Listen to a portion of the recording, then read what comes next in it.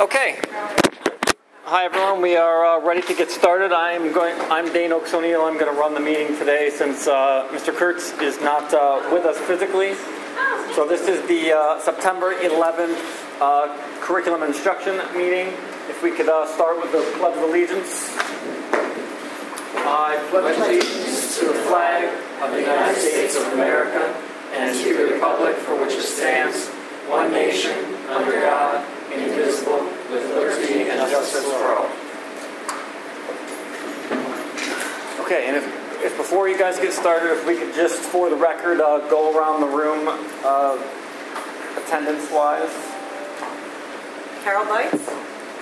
David Rathgeb. Rob Hurley. Dane Oaks O'Neill. Great. Rob, do you want to introduce? Okay, to start off tonight, as I've spoken to a couple times at the C&I committee meetings, our guidance counselors for about the last year and a half have been working on a project basically redefining our guidance program, enriching our guidance program in accordance with something called Act 339, which is a state mandate, and it deals with the academic needs of our students, the social-emotional needs of our students, and also the real change in guidance has certainly been the career focus in the guidance counseling. They graciously tonight, they came here to share some of their work with you. They did this presentation back in May to the BCIU because it is a state mandate and all the districts presented what they were doing so that we can learn best practices from each other. I asked them to cut it down to about 15 to 20 minutes. It is about a half-hour presentation. So there are some slides that are summarized, like goals and things like that, and they're more than willing to put some additional color to things as you have questions throughout the presentation. Okay, guys? Thank you. Okay, so for Chapter 339, it is a state mandate by PDE for all school districts in Pennsylvania. So like Rob said, over the past 18 months, we've gone to trainings at the IU.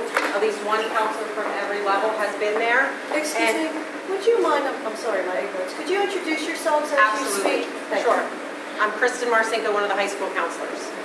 I'm Melissa Holland, one of the high school counselors. Danielle Micklitz, one of the counselors at the middle school. High school. Jessica O'Rourke, Amity Elementary Center. I'm Kate Atkinson. I'm an Odyssey Elementary Center, so I have grades K1 and 2. Okay, so Chapter 339 is a state mandate for all districts in Pennsylvania. We did have training over the past 18 months by PDE at the IU, and it is a comprehensive plan that gives us a step-by-step process and a framework. It does look at our impact of all students K through 12 in regards to academic development, personal, social, emotional development, and career development. It does have 13 main components, which PD has outlined for us, which we are going to go over with you today. The actual plan that we're working on is approximately at this point around 60 pages, and our plan is to have it get school board approved by the end of this year, so we are still working on it.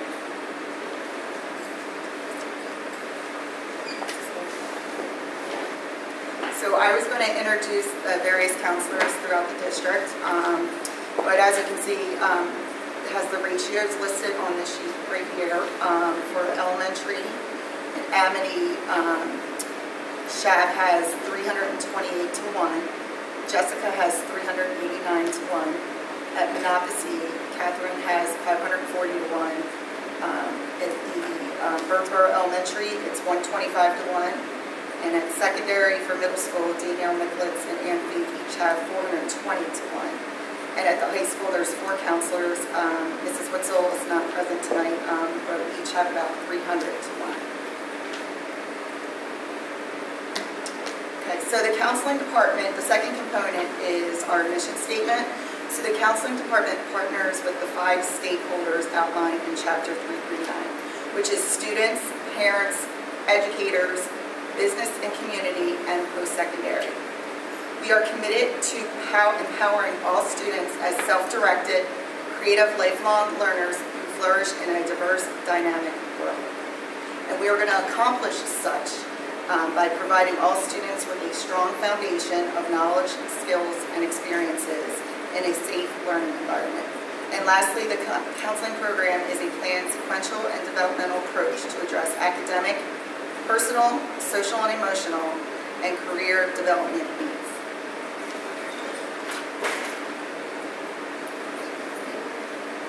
Okay, the next component is the program goals.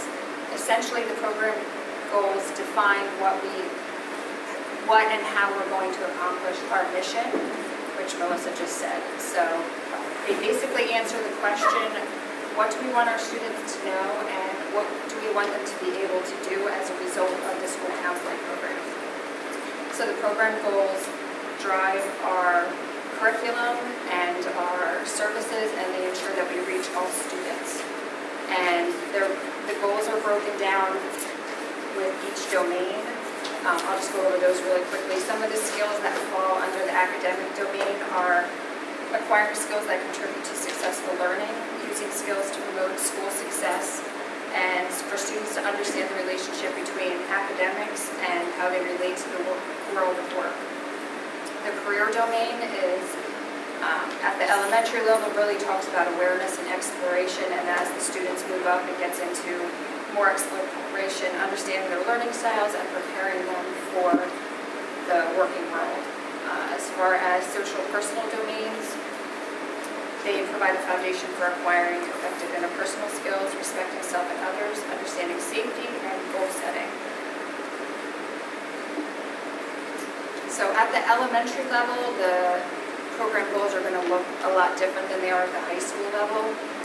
The elementary level is really the foundation for all the skills, and starts in kindergarten with some of the goals are that we promote a positive school-wide behavior program, which both elementary schools have, that we do counseling lessons and small groups, and some of the needs and some of the things that we focus on are listed: social skills, emotional regulation, families in separated homes.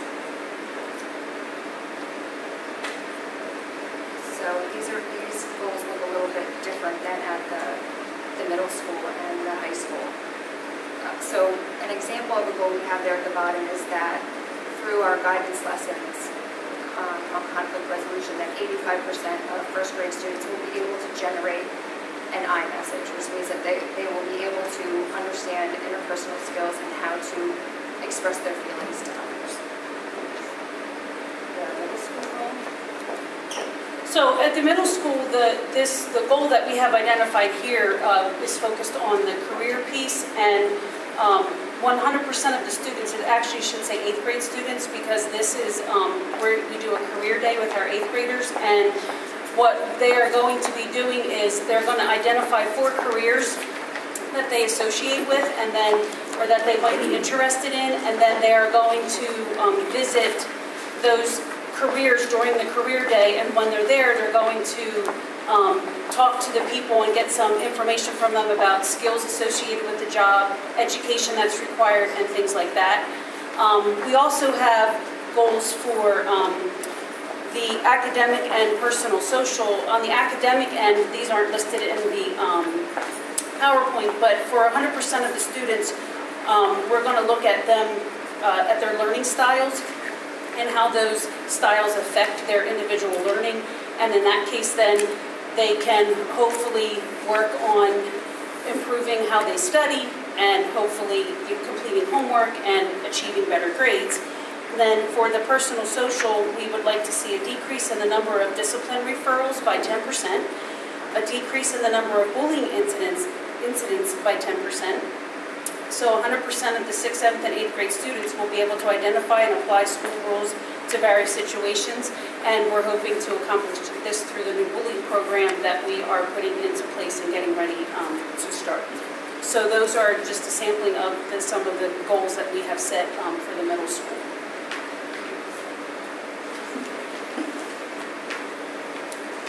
Okay, for the high school, academic, one of our goals is to increase the student awareness of their interests, skills, strengths, how those areas impact course selection and post-secondary planning.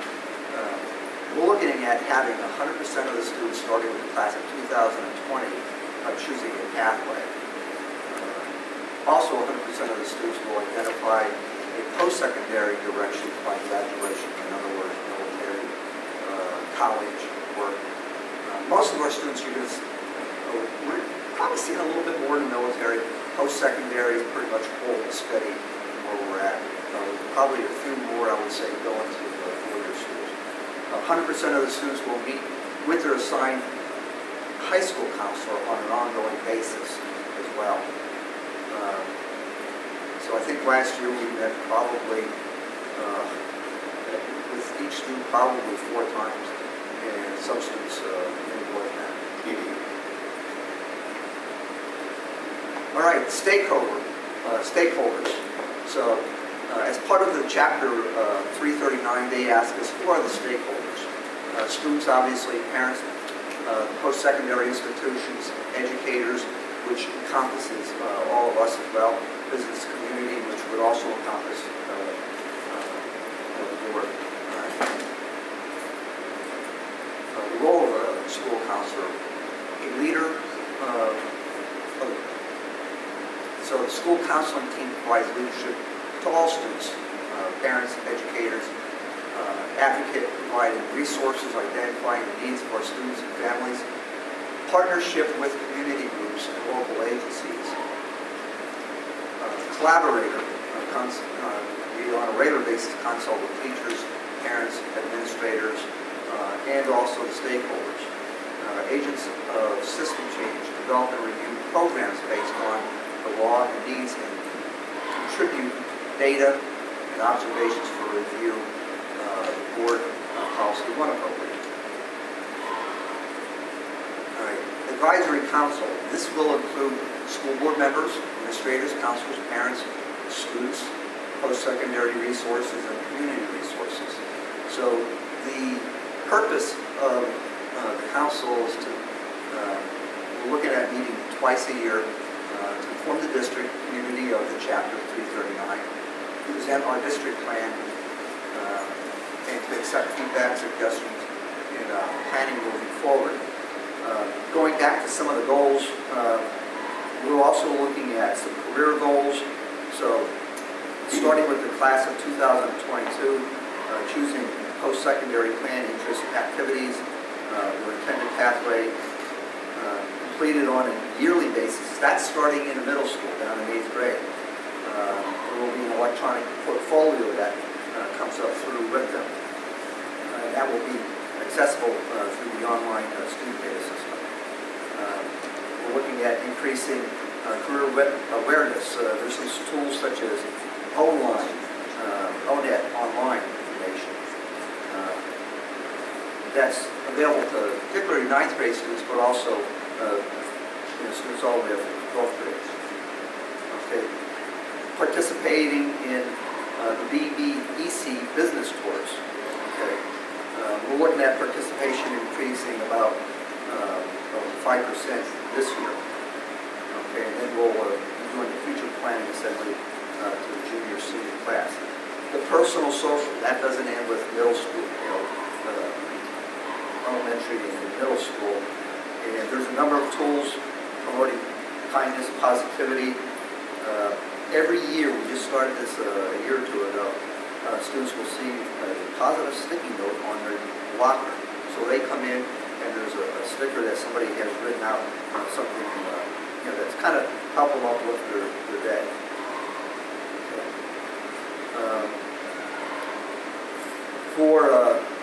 All students will receive an inspirational pencil to start the year. Part of that is to look at, and these are little things, but they add up to help students look at things, such as suicide and things along those lines. And then ongoing, the counselors will offer support on an ongoing basis.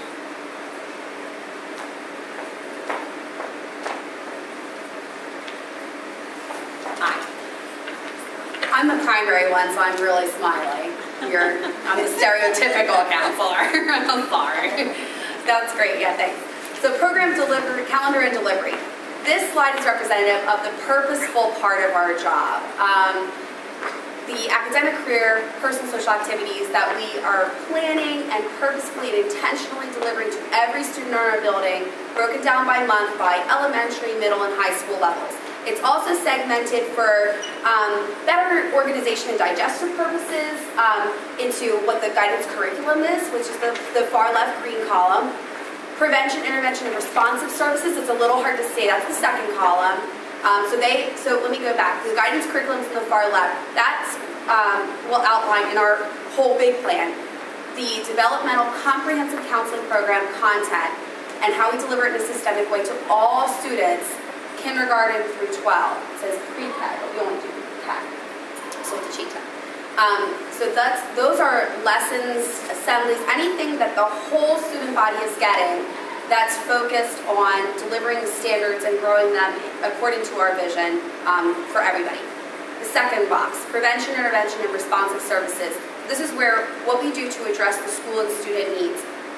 This is, as it says in the title, responsive. So this might change year to year. It depends on what the building needs from us. It depends on that students that year, what their challenges are, what their strengths are, how we're going to be responding to that. So that looks like taking needs assessments, analyzing that data, and looking at our building climate and finding out what we need as well as individual students, which kind of pops over into the next third column, individual student planning.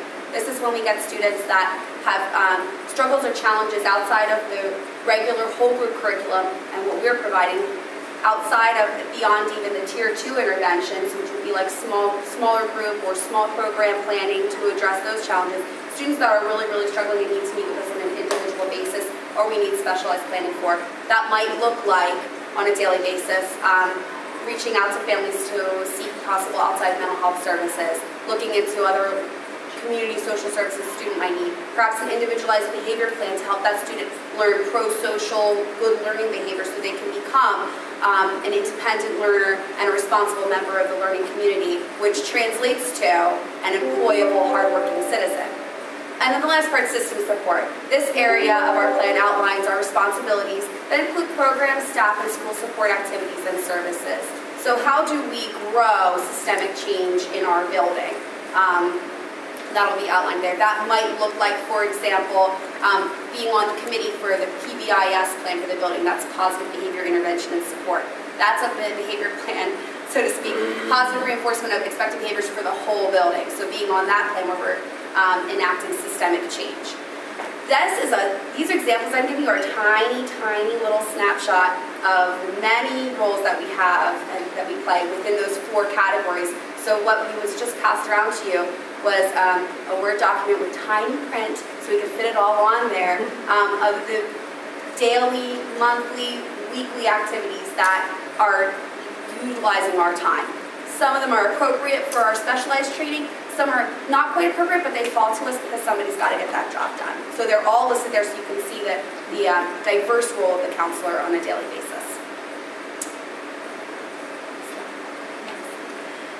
The next section of the plan is the curriculum action plan. So this is that first box. What is everybody getting in the building? So a curriculum action plan for every grade is part of our K-12 curriculum plan. The areas will include, in this section, lesson content and program content. The ASCA domain, that's the American School Counselor Association. In education, we often throw around these acronyms and just assume that everyone knows what we're talking about. And/or the career education and work domain. What that is these lessons that we're delivering, like the conflict resolution iMessages that Ms. O'Rourke mentioned, they're not just awesome, fun, exciting lessons that I get to do with 5- and 6-year-olds. They are, don't get me wrong, but they're based on state and national standards that are expected to be delivered to students, all students. So the career education and work domain, you might be familiar, those are standards that are in the PA Department of Education that are expected to be taught to all kids. So that's where we're getting, why am I teaching this lesson? Well, I'm pulling these standards down and making sure I'm delivering them to all my kids. How does an iMessage translate to an employable, successful person in the community? What kind of person do you want to hire? Someone who can resolve conflict peacefully, proactively, and maintain a business relationship? That starts in kindergarten.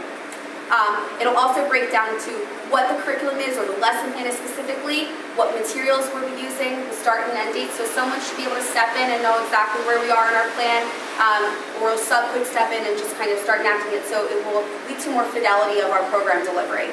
It includes the number of students affected by each lesson or program or assembly, the location of where it will be delivered, the evaluation and assessment tool. How do we know that they're getting the objective from this lesson? How are we measuring that? For my grade, my little 5-year-olds, they don't do a whole lot of independent writing, so a lot of my assessments are looking like question and answer series where I'm hearing from every kid in that class, where I'm getting a role-played example that you're showing me that you got the concept that I just taught. In older grades, that might look like, write me a sentence about what empathy is. Even higher up, it might look like a career interest inventory. You know, show me that you're learning what kind of careers you're interested in. And the stakeholder contact person. So who's the main person delivering that particular who's the person delivering that particular activity or program? So as we go to do the different things that we do, we rely on a lot of resources to help us get things done. So the next 3 slides are just examples of, and I won't read all of them to you, but they're just examples of different things that we might reach out, places we might reach out to get information from or enlist services from people to help us to deliver our programs. Some of the ones on there that you see, like the BCTC, they come and they talk to 9th graders and explain what VOTEC is all about so that the students who are interested in going to VOTEC find out about that. DECA is a company that will allow people to come and shadow and things like that. So they help with students looking at, like, well, what kind of careers are there out there in the industry world if it's somebody who's not interested in going to college and that sort of thing. Again, these are a lot more networking places that we use. Service Access Management helps us with students who are in crisis. The Optimist Club, they actually provide at the middle school, they do something where they recognize the student who has improved the most from one quarter to the next. The students get a nice little plaque, and then they also get a monetary gift for their improvement. So we do it from the most improved from 1st to 2nd quarter, 2nd to 3rd quarter, 3rd to 4th, and then they also do one for overall for the whole year. Again, those are just different organizations that we might reach out to help. COCA is a good one. They offer a lot of free programs on drug and alcohol and different things that we can pull in. We can do parent workshops through them and so forth. And then a lot of these are more of the online type things that we can use. The BLS.gov, that's for the Bureau of Labor and Statistics, that gives a lot of information about what the upcoming trends are, what the unemployment looks like, what employment looks like, and that sort of thing. The ONET is a tool for exploring careers. College Board is another one. You can find just about any college you want and how to get there, and different majors that you can be involved in. And then when you're looking at the College Board, it'll tell you like what kind of classes you should be taking in high school to get to where you want to go.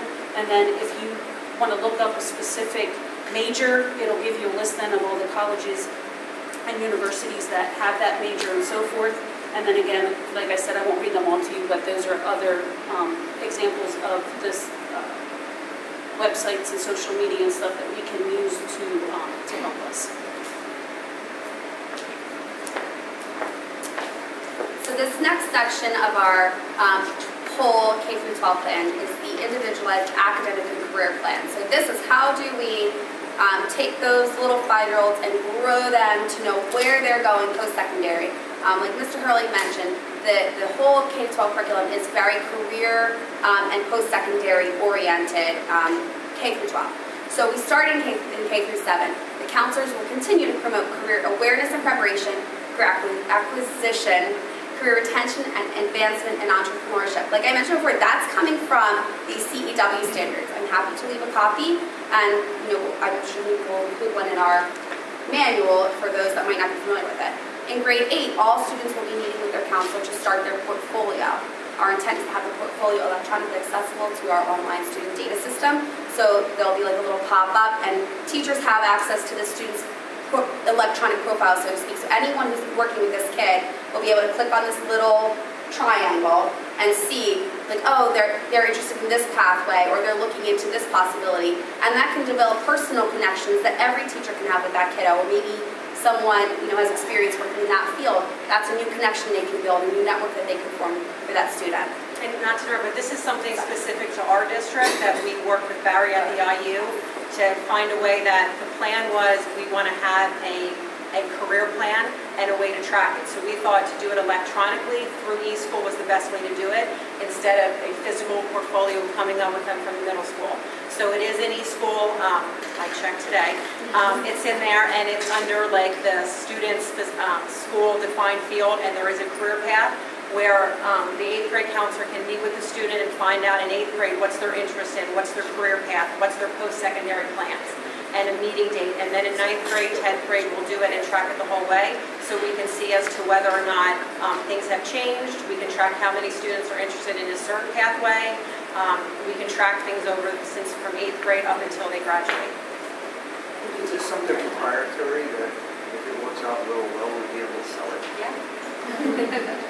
We did get a few eyebrows raised when we presented it to when we were at the IU, when we mentioned how this was our plan, and there were a lot of like buzz going, oh, hey, that's a great idea, because like we said, our thought was like, how can we, because we didn't want to create like another folder that had to go along with them up to the high school, so we were trying to come up with a way that pathway and the work that was done at the middle school could get up there, because they're supposed to start this career portfolio in 8th grade.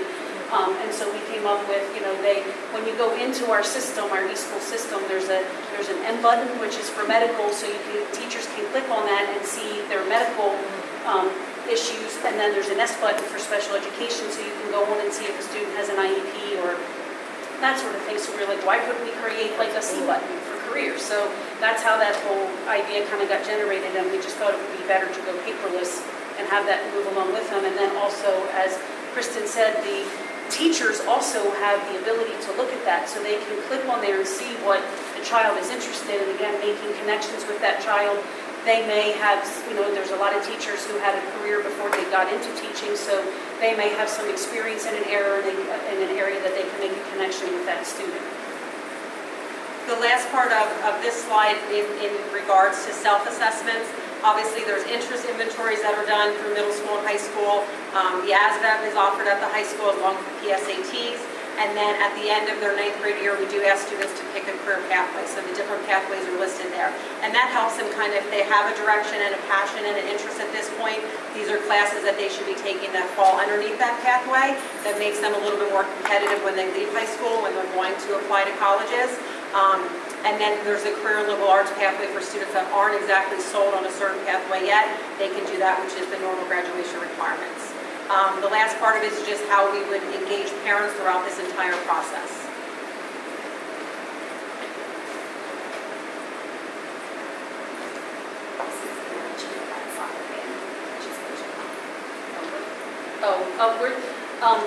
The other middle school counselor coaches soccer, and so she had a game today, and she didn't make it back in time. She was going to try to make it, but she didn't get back yet. So I have to apologize. I have to see what this slide is. That's just really what we do to promote BCTC. Yes, this is for, they also, throughout this training, they made a really push for, obviously not just college, but for the Career Technology Center, as well as getting the skills to go out into the working force. One of the big things, we actually just had a Berks County Counselors meeting on Friday, and we had people come in from the industry world, and the baby boomers are starting to retire, and there aren't people to take their places because people aren't going into the trades anymore. We don't have the plumbers and the electricians and so forth. So that is something that through this whole process was a big push when they were giving us our training, that they wanted us to make sure, like we stress with people, like you don't have to go to college to make a good living sort of thing. So, so this is, like she said, these are the different things that we're going to do to try to promote the Career Technical Center, as well as the, going to colleges. We're not going to put that on the back burner, but but we're going to, make sure that students are fully aware of this avenue too. And then the last component of the plan will be job descriptions for each of us at each level, what we're supposed to be doing. So that's it. Thank you very much, guys. Do you guys have any questions about some of the work they're doing? I have a quick question if I can start off here. The first part of it is more open-ended, and that I'm really curious to learn from our guidance counselors what their opinions are as to how prepared students are entering elementary school when it comes to their social and emotional abilities, because that's really as far as I see it, the foundation. And at that point is, when it comes to making these career decisions, and not just decisions, but job search and all that, when I was in high school, I had no idea what I wanted to do, really. And the jobs that I've had since I graduated high school, I didn't even know existed in high school, let alone middle school. But when it comes to students and these children, they need to be, as far as I see it, dispositionally in the frame of mind to perform well at any of these jobs, and that's being respectful, being ambitious, being courteous, all of these wonderful things. And I'm curious to know how our guidance counselors, how our professionals really who interact with these kids at that level, how they appraise these students' abilities on the social and emotional front. I can give you an example from the other day. I had a young man come down, and he was upset. Closed the door. We had a little chat. He was being, in a sense, disrespectful. Pulled him back into reality, and he wanted to go over and see the principal at that point when he was upset. And we had a little chat about how to go about presenting yourself when you are upset to someone. And actually, he had a chance to do that today with one of the other principals, and he did a good job. But they need, sometimes you have to get them in that reachable, teachable moment, and that's not a whole lot different, you know, whether you're in 3rd grade or 12th grade. You know, sometimes you got to wait for that moment, and then hook them in and get them to understand what they're doing, and then teach them a proper way, to conduct themselves. So I'm going to jump off of that real quick. This is Kate Atkinson. I'm the counselor at Monocacy. I've got the little ones. So this is my whole day, basically. But I see it, we have a really unique role that we're not administrators. We're not who you come see when you're in trouble. Someone's got to put the hammer down, and that's not us.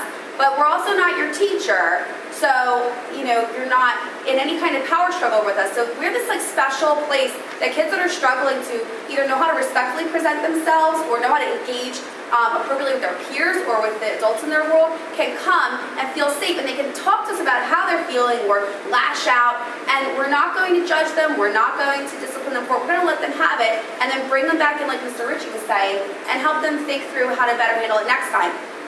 But I see that from a 3-pronged approach to answer your question, which was a really great question. I agree with you wholeheartedly. You can't have people choosing a path or being productive until they've learned basic, social skills. So the 3-pronged approach that I see we take to it, from K all the way up to 12, where it becomes more individualized. Number 1, a whole building lessons, whole building teaching of expected behaviors. At our building, we're doing that this year. We're putting a really strong emphasis on consistent expectations from all adults in the building for simple things like, how do you walk in the hallway? Because if Mrs. Rigner's class is allowed to talk, but if Mrs. Sata's class is supposed to be silent, when Mrs. Atkinson walks down the hallway, I don't know whether I should correct you or not. So this year, we have consistent building-wide expectations, and the kids are taught these in the moment, in the environment that they're expected to learn them. So that's one way that we globally try and address that. Teach it to everyone. Kids know what's expected of them. Most of the time they rise to the occasion. The second level is for those kids that really aren't quite getting at that, or maybe they have some kind of other struggle that means that they need a little extra time or to learn that lesson, or a little extra attention in learning that lesson. That's what we call Tier 2. So at my level, we do small group counseling. Teachers and parents and administrators can refer students who are maybe they're flagged for a lot of discipline referrals. Maybe, their behavior in class is making it challenging for other kids to learn as well. And we look at targeted interventions in small group settings, so we can still reach between 40 students at a time, and we're delivering social skill instruction, anger management instruction, or we're working with those outside of school issues that cause a lot of conflict and anger for kids to bring into school. Family issues, grief and loss. Sometimes kids aren't just quote unquote, and I hate this term, bad kids or disrespectful, but they're angry about something else. They can't come and listen to your English class when they're upset about their parents getting divorced until someone can take the time to help them process that. So that's what we call Tier 2, working at that on that emotional level. And then Tier 3, that's the most individualized level of care that we offer all students. That would be any student that's not responding to a Tier 2 level intervention, not responding to a small group or several small groups. And then we're meeting with that student, those parents, that family, and we're either working on an individual plan, maybe we're seeing that student on a certain basis individually to help them with their specific problems that they're having. Maybe we're hooking them into therapeutic care outside of school or wraparound agency that can help. Maybe their family needs some help with some parenting skills and we're working on getting their family hooked into community resources. Or maybe we're helping them access other programs in the community based on what their need might be. We also might be looking into, is there something else blocking them? Do they have a learning disability? Are they angry and rude and frustrated because they can't read? So we're also we're a big part of that team, trying to identify what other barriers are preventing them from being successful learners. So that was kind of long and rambling. I hope it answered your question. No, thank you. That was wonderful. And I can't help but appreciate all the work that you all are doing, especially at the elementary levels, because so many of these issues, by the time we get to students, so many of these things are already baked in. And it's trying to fight what otherwise, if there was maybe a little bit more nurturing or maybe a little bit more help at the younger ages, then maybe some of these issues wouldn't manifest themselves and they wouldn't exist. So I'm glad that at that level we're really trying to get in while we can still do a little bit of help. So thank you. Thank you. I have a couple questions, if you don't mind. First of all, I'm really impressed with this. I sense a lot of enthusiasm from you all. Does this really feel like a good document to you? Are you proud of this work? Are you satisfied? Oh, yeah. It seemed like you really brought everything home that we're doing in like one focus point.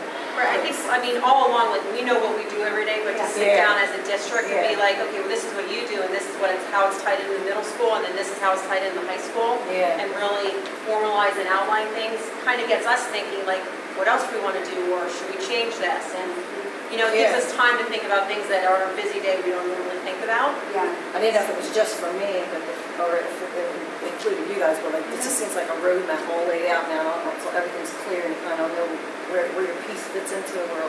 Yeah. And I appreciate that. I really appreciate all of you guys putting into this. I was just looking at a few other ones that were already filed with PDE, and it's all better. Secondly, I'd like a copy of that if I may. I might have some specific questions on some of the slides that I can direct to someone, hopefully privately. And then more specifically, regarding career, I really like to focus on career options and helping our kids to focus on being responsible, hardworking citizens. But a passion for mine with education has always been that our kids leave as good lifelong learners. Let's face it, the majority of their learning is going to take place in their lives after they leave us. Let's not be worried about that. Are we poised when our kids leave to successfully say they know how to, read a manual, accomplish the things that they need to do? They have the skills to be able to further their learning. I didn't hear any of that language in this. Is it just because it's very, classic education? I just know, individually when I meet with my students, I always sit down and tell them, anyone can be successful in life. You just have to have that goal set, have a long-term goal. You always have to have the short-term goals to go up the ladder. So I always tell my students, try to visualize a ladder, and just be working your way up. And you'll always get to your long-term goal as long as you set the short, objectable, measurable goals. And I tell them sometimes, they come in, they're like, I don't know what I want to do for a career. I said, that's okay. Let's hone in on what your skills are, what your interests are. Let's take a look on the internet websites and read about the different jobs and the different descriptions and the pay, and think about how much education we want to put into that Yeah, I think career. that's huge to take the Right. pressure off them. To Right. let them know that they could be several things in their life. Right, Yeah, right. Don't pick one anymore. It's Don't get back ongoing, to and I try to tell them it's a process. Like, Right, right it's a now at the high process. school level, we're getting inundated because the seniors are like, oh my God, I gotta apply to college right now. So they're so worked up about getting all their applications out the door for colleges, and I'm like, it's okay. You'll get there. It's a process. You gotta just make sure you set up a little, like. So I'm hearing that in your individual counseling. I was just wondering, is that codified in any of these programs that we bring into the high school, I guess? One of the things we were taught, and I think most of us were taught this in graduate school, there's layers. It's not only our piece, it's the teacher's piece, and it's how we interact, with the teachers as well. Does a guidance counselor have to teach how to do a resume? No. Do they have a piece of that? Absolutely. What's the saying? You need a community, a village, a village to raise a child. Absolutely. The school system, it's something that's needed. And that's one of the things that So you just think it's I think we do a good job reinforced. at is we don't always agree, and that's okay. But Yeah, we want them to having be that lifelong communication learners. back We want But I them also to think, always too, with pick some up of a book, the- do some internet research, change careers. I had 10 different hats in my lifetime that I could. But I think too, with some of the different things that we're going to be doing program-wise with the students, it's going to come out in that, and it might not specifically say that in here, but like when you do the interest inventories, and it's going to give you results on all of that they can see where. Like Right. where they can fall, and it's not going to fall into one little nice category. So they'll be able to see different areas where that I comes hope into you'll play. consider that in like part of our mission statement and Yeah. having that a focus. I wish you'd just Can I consider say, that. I promise real quick this time, I promise. I love that you brought that up because it reminds me of something that we learned in our BCIU workshop with Mike Thompson, he's working for PDE, going all around teaching about this plan and how to develop this curriculum. And the one thing that really stuck with me that I think we did kind of forget to mention here, because we're so focused, we're so driven, was the spark. And that was like his theme for the workshop with us, was kids need to find their spark. And your job as school counselors, you're the one to help them find that spark. That spark is what interests you, what motivates you. Maybe reading doesn't motivate you in math and school in general. So where's your spark? We got to find that. And we do that special, unique position of working with kids in an intimate way to help them find that, and then help them use or kind of like manipulate that spark to be successful and achieve and see past the hard things, like maybe of the academics or of the behavior piece of the day or whatever it is. Finding to a see past spark it. means trying different things. Right, just getting excited about You can't something. get paralyzed with analysis. Yeah. Just try stuff and you'll know when it flows. Yeah. So globally, I did make a little note to kind of like, and this is where we're hoping to get from our advisory council, is that kind of feedback, like, oh, that's a great idea, I bet you we can build that in. Some small little things would be like some assemblies we do with our career stuff in middle school, did a fantastic career day experience. That kind of stuff gets kids excited because they're not reading about it, they're experiencing it. At the elementary level, we have like career lessons that follow like a career dress-up day. That's experience, it gets them excited. So that's two small examples to answer your question about where is that in the curriculum. But there is room for lots more sparking. Okay, So, yeah. It's just, I like the focus, I like the focus on career, but to think that we're just cranking out hard-working citizens, I don't want worries. No, we don't crank. We want them to be. I mean, we're crying, but lifelong learners. Sorry. Thank you very much. You guys always do me something. That's one, right? I brought my spark. One of the things I was mentioning is the elementary level. If we can get that spark way back down, then we got to keep it going. Right. But we got to start it there. Very few kids know in elementary school that they're going to be a doctor, right? No. Most of these kids, and the high school kids I've talked to, they actually feel defeated that they don't know. When I ask them, what do you want to be? They feel defeated, What are you going to be when you grow up? And I'm messing around with them, and I don't really know. They feel like, it's okay not to know. Yeah. Just try something. And I hope that that's their- pervasive in our guidance department, that the kids are just 50% will encouraged to change try the things. first year. Sorry? 50% of college freshmen will change the major that first year. Yeah, 50%. I hear most of it. It's easier to get in as a sophomore than a freshman. You don't come back to second year. And that's okay, because you just got to try things, and I appreciate that. Thank you very much. I really appreciate this presentation. Thank you. I'll tell you guys that are fair job. It looks like you did have a good opportunity to actually work together and just imagine your schedules don't get to it apart too much to Thank you, see Mr. see Hurley. what's going Yeah, on. yeah, thank You you. provided the opportunity for us to work together. Yeah. Awesome. Yeah. Logistics were probably not easy. Yeah. This was a group effort, but I think we'd be remiss that Mrs. Marcinko really did she really took the lead on this. I was also had my only thing that popped out to me too, and Mr. Kurtz said about getting younger kids more bringing socially and all that. I started thinking, how can you do career development in 5th grade? How would you know what you want to do? So You don't need to know what you want to do, just that there's other professions besides. Professional athlete. Think about yeah, Exactly. I do a lesson with 5th graders, and they're like, there's other things to go after. And there's a lot of assessments that measure your skills, your interests, and it'll pair you up in a career. So if you Google the Holland Interest Inventory, that will pair you up with different careers based on your skills and interests. And it measures that on 6 different work personality types. And I feel that this program is what we're hoping to accomplish then through that, is for them to see a list of careers that would fit their interests and their abilities, and then research those careers then to see what they're all about, so that they kind of have an idea like, okay, I want to be a doctor. Well, there's more than just being in the medical field and just being a doctor. So you look at all of that. There's, like I said, a lot of kids come in, in middle school, have you given any thought to what you want to do after you graduate from high school? You get the doctor, the lawyer, the professional athlete, and it's like, okay, well, let's take a look at what else you have besides those careers. On a personal note, my son took it at Boone when he was there in 10th grade. I don't know what it was in elementary or not. It came up like janitor or something. He's flying a drone for 69 minutes. He's cutting edge, found his own place in the world. So just, be careful about what Was that the career cruising program? Sorry? Was that the career cruising program? Yeah, that's what it was, yeah. And all the list of things, it wasn't a match. I knew him personally, that none of them were, that his greatness didn't show through that career. Right. So that's a good case where the individual relationship with your counselor is where your counselor is pointing out to them, but what skills do you have that might have identified for this career? And if you're not interested in that, that's fine.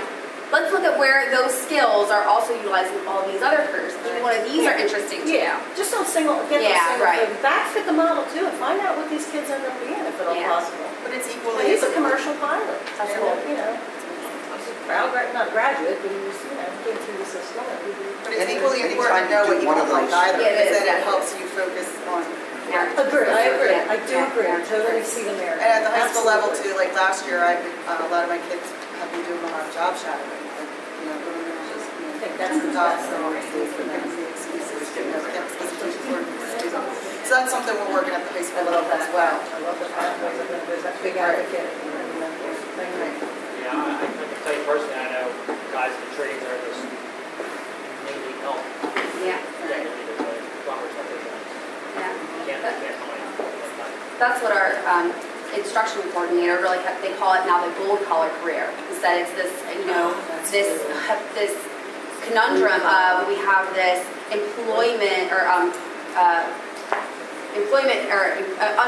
unemployment, thank you, my goodness, unemployment crisis. I know, unemployment crisis, in the trades and everything, but then we have all these people that can't get the unemployment crisis in the country, but then in this area of trades, we can't get people to fill these jobs. So that's why we say we need to change the dialogue, and that's what I really took away from this. I think a lot of my colleagues did as well. We just need to change the dialogue we're having with these kids. So it goes back to Spark, it goes back to options, and it goes back to really one of the big things I changed immediately was drawing the connection for kids between careers and learning habits. So when kids are in lessons and discussions, kids are talking about something they're interested in doing. I really want to do this. I said, do you know how much reading is in that? Like, why? You don't have to read for that. You don't have to. So let's think about it this way. And when I used to get to work with 5th grade, when we would do the interest inventories, and I would the one that we did also had like an asterisk to see whether or not that career required college, did it require tech school, and it was interesting for the kids because 5th grade, their brain's not thinking long down the road. So for them to start thinking like, yeah, hey, these classes that you're taking on, these are important because if you want to do this, you need to think about the steps you need to take, and your high school middle school counselors are going to go through that with you a little bit more.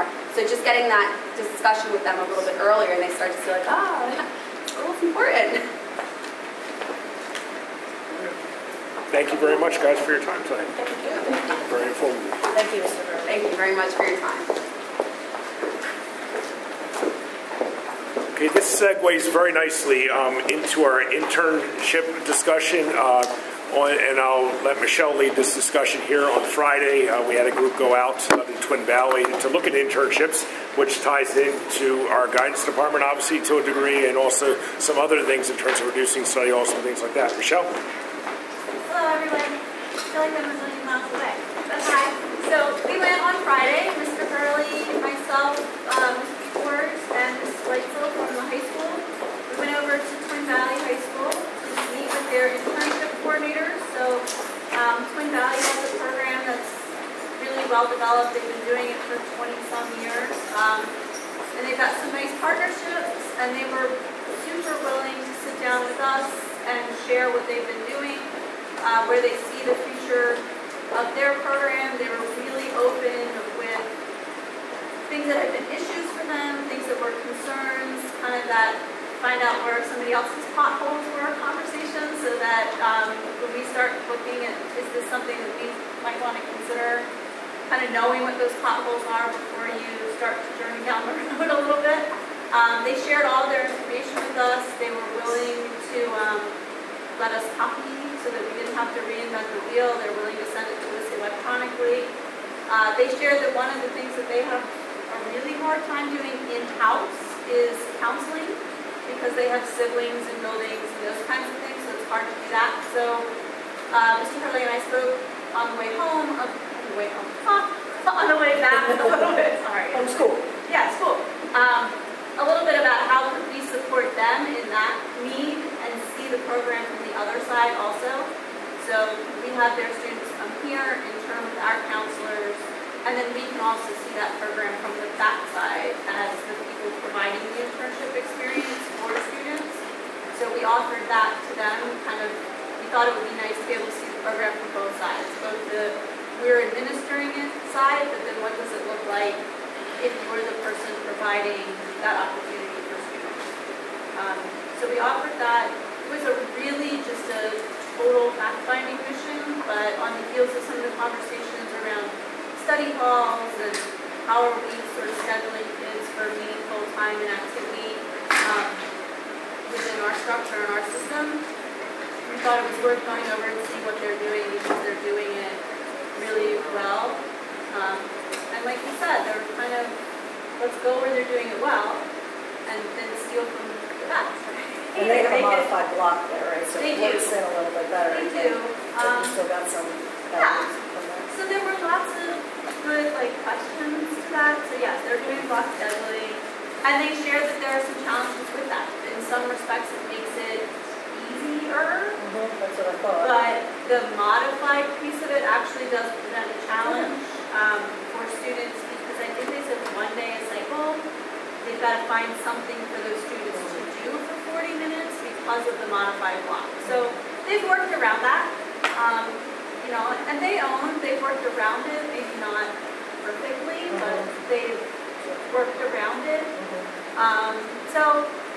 Certainly there are lots of things to consider, from staffing to time to schedules to, there's a million things to consider. It truly was a fact-finding mission, but as we start to talk about how can we build a spark in kids, how can we schedule kids so that their time looks like it's being spent meaningfully or is being spent meaningfully, it just seemed like a really good opportunity. And they actually shared that some places they work with have their high school interns, but then also they have some college interns, and that the high school interns often receive better feedback than college interns from their internship provider. So that accountability back to school, that somebody who's checking in and making sure people are in a good spot, things are working well, is important, and is a little different when they're 17 and 18 versus when they're grown-ups and they're in college, when they're grown-ups.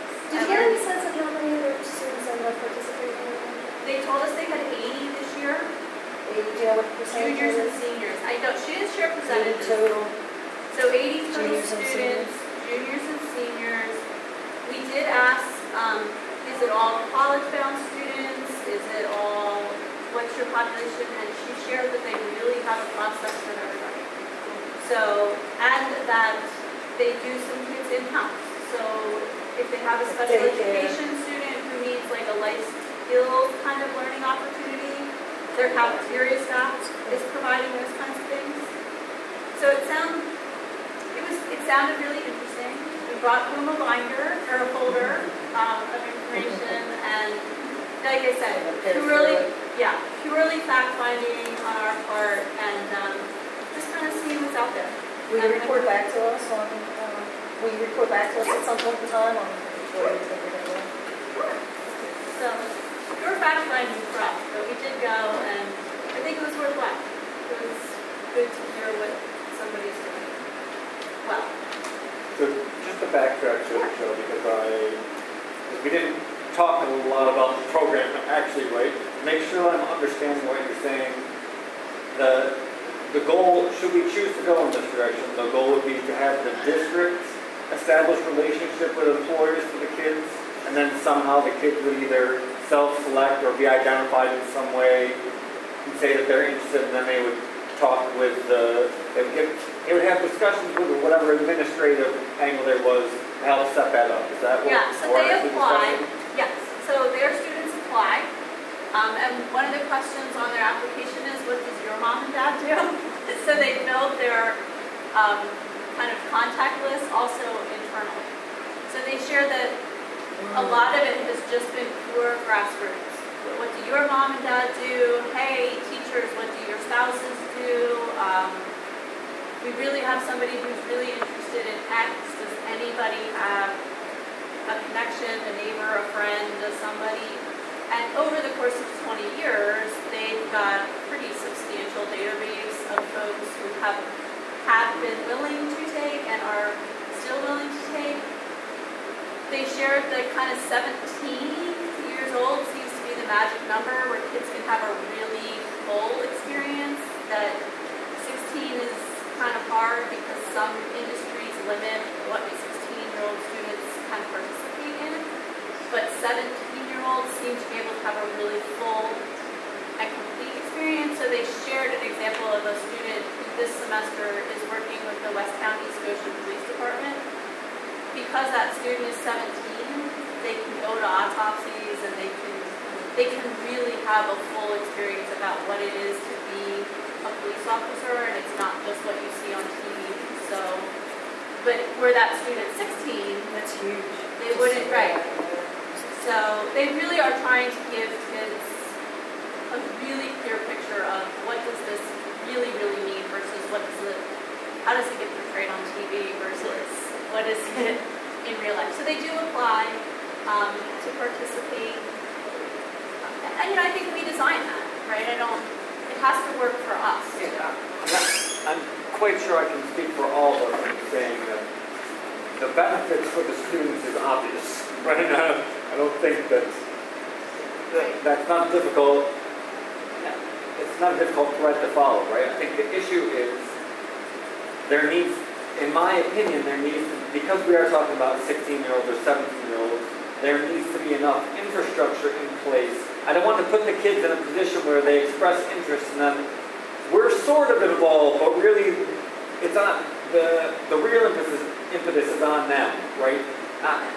If we're going to go this route, I just want to feel like the infrastructure is there so that we are really there for guidance and connections, and we are really driving the bus, right? And they get the benefits of that. But I could see in the beginning, I could envision scenarios where we think we have an infrastructure in place, but it's insufficient, and I think that the experience could go wrong at both ends, right? And it just seems somewhat problematic in that regard, but the benefits are very. And I don't think you start at 80 kids, right? Because I think your point is really well taken. I think you say, can we do 10 kids the first year, and because we'll find our own potholes, right?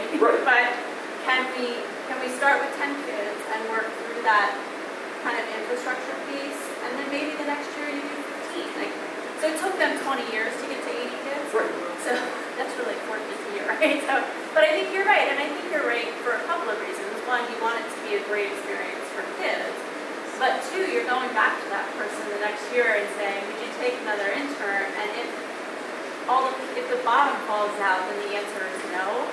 So I agree 100% that infrastructure absolutely needs to be there. And that's like I said, totally fact-finding. Let's see where we are. Let's see what we're thinking. I had literally on Friday a probably 30-second conversation with Preston after our visit. So really, truly just fact-finding. But yes, those infrastructure pieces are super important to making sure it's successful for everybody. And, you know, starting small, making sure it works, and then growing from there. Okay? Connor, do you have any questions from Michelle? No, thank you. I think you covered most of them, Dane, mainly about that infrastructure. Okay. Dave, you. Okay, so yeah, if you guys could just keep us apprised of, you know, what sort of discussions are on, what progress is made, or what, you know, sort of recommendations you might have. I would appreciate that. Great, thank you. The next item on the agenda, I think, is the SMILE discussion, which, Carol, I think is your idea. Yes. So would you mind talking to us what you're envisioning here? Can you come back to me in a second? Is that the last thing? It is the last thing. Okay. Well, there's an audience participation piece that I can see if there's anyone who has anything else. Let me note for the record that Mrs. Bice asked this to be on the agenda 4 or 5 months ago, and she's still not ready. I'm ready. I just fell asleep on it because it's taken me 4 or 5 months to get it. There you go. It's the Senior Motivators in Learning and Education Services. I have a couple friends involved in this over at Antietam. And this is right from their website, I believe, because they're recruiting. It's a way to get volunteers not in the office working with the kids. Obviously, if they work with kids, they have to be clear and everything. They help in the cafeteria, the library, the classroom, or the computer lab. They might tutor. Friends of mine are retired teachers. They're working with kids. They're helping augment the reading program. So they take kids out in the hallway and just support the teachers that way. Learning reading to children, playing piano, other musical instruments. And it's an exchange for a credit on their property taxes. It just reduces their property taxes. So it doesn't really cost. It's not a cost, but it reduces our income when we come aside. And so I just wondering if the administration would be interested in looking into that. It's very well received there. Carol, I did look into this a little bit. There's two, from a legal analysis standpoint, there's two things, and you're correct on the first point. From a legal standpoint, if you want to do it from a tax credit standpoint, the one thing we need to be aware of, because that's the legal analysis, it does end up being reportable income theoretically for the people who are volunteering. But we can, if the district wanted to go in that direction, it can be done, that type of thing. The other caveat, which we have to be aware of, and we really want to work with our legal counsel in regards to this, is we need to be very careful about subcontracting bargaining unit work that's out there. It doesn't mean districts do this. Let me be real clear, and they do this. But we also need to be. We also need to watch. We have to do it the right way, and so certainly we could all use the help in our buildings. I don't think any one of us. I think there's people with skill sets out there. A lot of retired educators. A lot of people in other fields that can offer expertise and helpfulness to our kids. The first year, my friends were working like in the cafeteria, and they were like, "This is such a shame. We have so much more to offer." And then the next year, they got plugged into, where they were more valued. On this, though, I'd actually like to jump in. Speaking of the cafeteria, at our last CNI meeting, I believe it was Mr. Harris who said that you have to use, or that you don't have to, but using faculty in the cafeterias, there's some respect for students. And now that I'm thinking about it, if we had an older person in the cafeteria, maybe assisting with cafeteria duty, I think as apt or as inclined as some students are to misbehave, I really couldn't see any of my peers when I was in high school mistreating an elder or somebody older. So I think that we could actually maybe have some benefits from having some older folks in our community in the cafeterias and in some of those all I wanted. I just wanted to bring it to your awareness. If there was any interest in it, great. You know, if it's a match for us, fine. If it's not. So Rob, Dave, do you have any comments? Yeah, what I'd like to do is I'd like to bring it back to our administrative council and discuss this, and then I'll bring it back to the committee is okay, I guess. Yeah, if you guys are okay, I'll bring it back to my admin council. Looking into. So what I did so far is we've done a legal analysis in regards to and with the assistance of our attorney, obviously, in regards to what's allowable and what's not. And so our next step, with you guys' permission, is I'll talk to our I've talked informally with people, and there seems to be some interest in this. And so I'll speak with our administrative council, and then if we want to proceed, we'll bring it back to CNI. Okay. Hey, Connor. Yes. Do you recall? I have a recollection that at some point Mr. Basil had pursued this in the past. Since you were on the board with him, do you recall? I know it came up in the past, and there were some reasons why we chose not to move forward with it, because I had brought this up too 4 or 5 years ago. And in fact, I think Mr. Basil was one of the folks who told me the reasons why the board chose not to move forward with it even before that time. I can't recall those reasons off the top of my head why they didn't move forward with it. But I think there might have been I think it was actually one of the problems was that we didn't have a person who could coordinate it. That we had this program idea, but there wasn't the staff you have to get the clearances, you have to schedule them, you have to handle all of these things, and we just didn't have the manpower. I think that was the reason. And then certainly I think a good reason it was at the time, and maybe our situation hasn't changed all that much. But you're right, it did come up before in the past, and we chose not to go down that route. Okay, thanks. Okay, but we're all comfortable with at least having internal discussions about. Okay. All right, that'd be great, Rob. Thank you. Okay. And I guess the last item that's on the agenda is the audience participation. I think the board members all know. The administration probably knows as well that Connor sent an email to all the teachers, just mentioned to them that we were unsure whether, we know that for board meetings generally, right, we don't let the public speak unless they live in the district, but we wanted to be sure to say to the faculty who work in the district but don't live in the district, hey, if there are things that you want to discuss, and you have ideas that you think could be of benefit to the district, we certainly want to hear you. So Connor sent an email to the group, reinforcing that thought to people, making sure that teachers know that if they have ideas that they want to share with us in this fairly informal environment, that we're more than happy to hear them. So, Connor, is there anything else that you want to say before I see if Well, no, thank you for that. I would say that I did receive a few responses from staff, and I'm going to respond to them over the next few days, and I'll send those out along to the rest of the committee. Positive response from the few emails that I received. Maybe we'll get some more later. But at the very least, I like to look at the C&I committee as something of an ideas factory. Some of the ideas we come up with are out there. Some of them are more, they make a little bit more sense. So but regardless, they're good to talk about. And that's how I view this. And we'll see how it goes.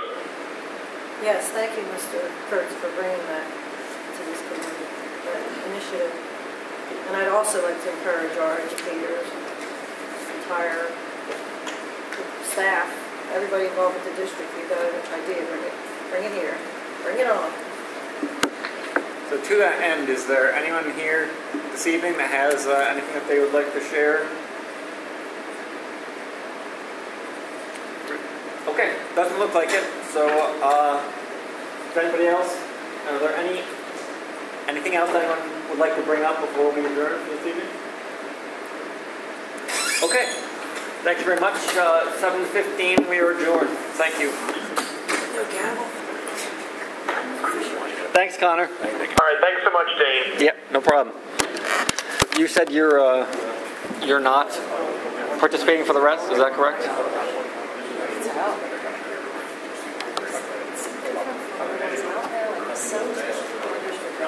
Okay. Fair enough.